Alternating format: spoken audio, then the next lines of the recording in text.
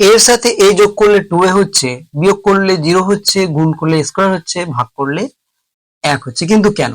দুই বা তার বেশি পদ যখন আমরা যোগ করব তখন অ্যাকচুয়ালি পদগুলোর যোগ বা বিয়োগ হয় না, তাদের সহগগুলোর যোগ বা বিয়োগ হয়।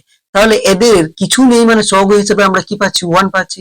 তাহলে যোগের সময় কি হবে? সহগগুলোর যোগ হবে 1 যুক্ত 1 ইজ ইকুয়ালস টু 2a। আবার বিয়োগের সময় কি হবে?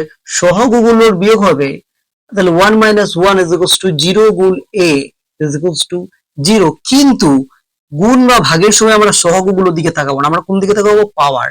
মাথায় কিছু নেই মানে পাওয়ার হিসেবে আমরা 1 নিয়ে নেব।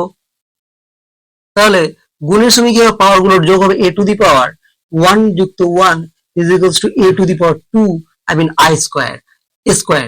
ঠিক একইভাবে ভাগের সময় পাওয়ার গুলোর কি হবে? বিয়োগ হবে a to the power 1 minus 1 is equals to a to the power 0। আর কোনো কিছু মাথায় 0 থাকা মানে হচ্ছে সেটা 1। ভালো লাগলে অবশ্যই লাইক, ফলো, সাবস্ক্রাইব করো।